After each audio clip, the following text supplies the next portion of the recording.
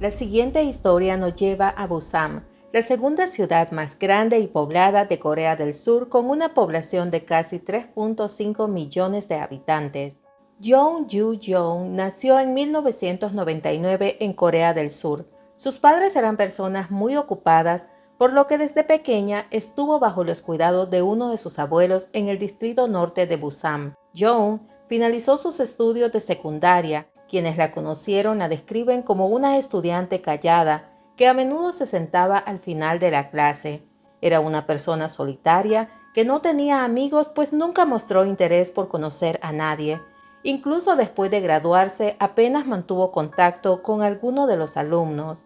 Jung permaneció desempleada alrededor de 5 años. Durante ese tiempo se estuvo preparando para un examen del servicio civil. No obstante, uno de los principales requisitos para trabajar en esa industria es hablar inglés perfectamente, y lamentablemente era algo que a ella se le complicaba, pues había reprobado repetidamente los exámenes. Posiblemente el hecho de no tener amigos y pasar largas horas en casa llevó a esta chica a convertirse en una fanática de las historias de crímenes reales. De hecho, compró docenas de libros y novelas sobre casos de asesinatos. Jung se había obsesionado con los asesinos en serie y empezó a estudiar los distintos perfiles criminales que se habían dado durante la historia, las estrategias que siguieron esos criminales para lograr el crimen perfecto y cuáles fueron los errores que cometieron para que se les capturara y qué hicieron bien para evadir la justicia. En febrero del año 2023,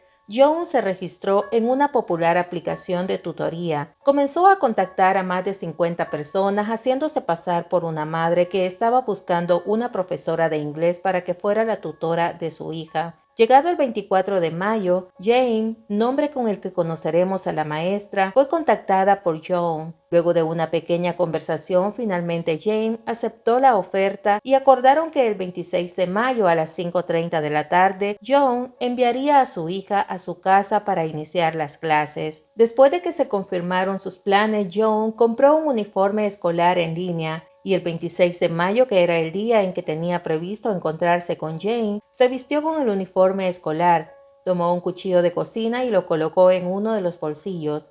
Luego se dirigió a la casa de Jane, que estaba ubicada en Gwanghwamun-gu. Al llegar tocó la puerta y se presentó como la hija de Jung.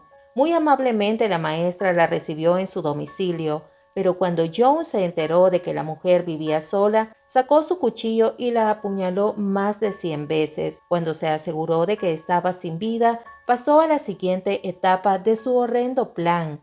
Jung regresó a su casa después de la medianoche para recoger una maleta. Enseguida se dirigió al supermercado más cercano, donde compró detergentes y bolsas de basura. Luego retornó a la casa de Jane para desmembrar el cuerpo en múltiples partes. Las colocó en las bolsas negras y las metió en la maleta. Además, extrajo de la residencia la identidad de la víctima, la licencia, teléfono móvil y cartera. Alrededor de las 3 de la mañana del lunes 27 de mayo de 2023, la policía recibió una llamada telefónica.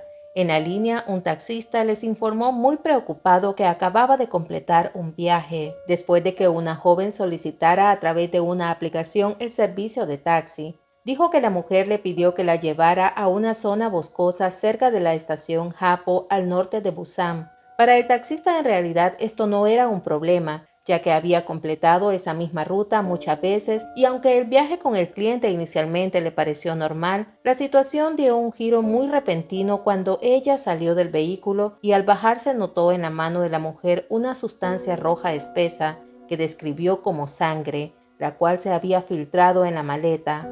El taxista aseguró que sintió escalofríos, pero en ningún momento Jung pareció darse cuenta de la expresión de preocupación en el rostro del taxista, quien fingió que no pasaba nada. Después de despedirse de ella, observó cómo la mujer se alejaba, adentrándose a la zona boscosa. Cuando la perdió de vista, regresó al maletero del auto y al abrir la cajuela se dio cuenta de que la maleta había dejado un pequeño charco de sangre en la alfombra, por lo que dedujo que lo que había en aquella maleta no era nada bueno. Fue así como decidió llamar a los sistemas de emergencia de Corea del Sur. De inmediato la noticia llamó la atención de la policía. y después de enviar algunos oficiales de policía a esa área, solo unos minutos más tarde encontraron parte de un cuerpo mutilado. Aquel denso bosque que estaba envuelto en la oscuridad era el lugar perfecto para arrojar un cuerpo, pero gracias a la rapidez del conductor, los encargados de dar seguimiento al caso pudieron identificar rápidamente a la pasajera a través de las cámaras de vigilancia que se encontraban en el área donde abordó el taxi, y con todas las pruebas acumuladas a su alrededor, tenían suficiente información para ejecutar una orden de registro en casa de John. La policía identificó a la mujer como Jeon Yu-jeon. Fue rastreada hasta su casa y unas horas más tarde, alrededor de las 6 de la mañana, finalmente fue arrestada. En ese momento, Jeon dijo ser inocente e intentó retrasar su arresto alegando que estaba sangrando internamente, pero después de ser enviada al hospital y comprobar que gozaba de buena salud, la arrestaron de nuevo para examinar su salud mental. En la entrevista afirmó que alguien la había amenazado con quitarle la vida si no se deshacía del cuerpo. Pero algo que dejó impactado a la policía son las imágenes inquietantes de Jeon caminando felizmente entre las residencias, lo que es horrible. Parecía emocionada de haber concretado su macabro plan. La policía indicó que la mujer fue descuidada porque no hizo ningún esfuerzo por evitar las cámaras de circuito cerrado de televisión de la residencia de la víctima, que capturaron cada uno de los momentos de cuando entró y salió del apartamento. Los analistas del caso descubrieron varios datos interesantes sobre Jeon. Después de revisar su teléfono móvil, se dieron cuenta de que casi no tenía contactos ni mensajes, lo que les indicaba que era una joven extremadamente solitaria, que no tenía con quién conversar, por lo que todos sus pensamientos oscuros eran para sí misma. Se sabe que meses previos al crimen, Jeon había hecho varias búsquedas preocupantes en línea, incluyendo cómo asesinar a alguien, cómo esconder un cuerpo y el asesinato perfecto. En sus propias palabras, Jeon confesó que soñaba con cometer el crimen perfecto, algo que ya sabemos no sucedió, y es poco probable que ella se hubiese salido con la suya, puesto que su ADN fue encontrado tanto en su apartamento como en el de la víctima. Al revisar los antecedentes penales de Jeon, la policía notó que su expediente estaba completamente limpio. Incluso nunca le habían diagnosticado ningún tipo de enfermedad mental, así que no había manera de predecir qué la llevó a cometer el crimen, aunque no se descarta la posibilidad de que Jeon sintiera celos porque su víctima se había graduado de una prestigiosa universidad donde estudió el idioma inglés, lo que a ella se le dificultaba para completar su examen de servicio civil, por lo que muchos han llegado a pensar que esa fue la razón del proceso de selección hacia su víctima. 3 días después, la mujer admitió ante la policía que tenía una necesidad incontrolable de cometer un crimen porque quería saber qué se sentía asesinar a alguien, por lo que al parecer el motivo fue satisfacer su propia curiosidad.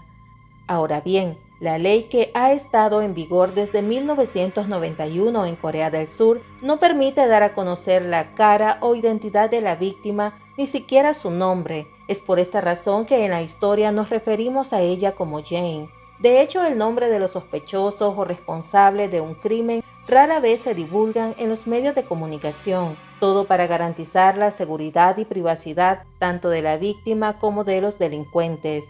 Pero no siempre esta ley se cumple, ya que la ley especial del país sobre el castigo de delitos violentos, esta privacidad en ocasiones se puede ver alterada cuando el delito es de naturaleza violenta, como fue este caso. Aunque la pena de muerte es legal en Corea del Sur, la última ejecución tuvo lugar en 1997 y aunque hay más de 60 personas en el corredor de la muerte, es probable que nunca enfrenten la pena capital. En este caso, los fiscales pidieron la pena de muerte para Jeon. Para las autoridades, Jeon cambió la versión varias veces. Inicialmente dijo que movió el cuerpo luego de que alguien más le quitara la vida a la maestra.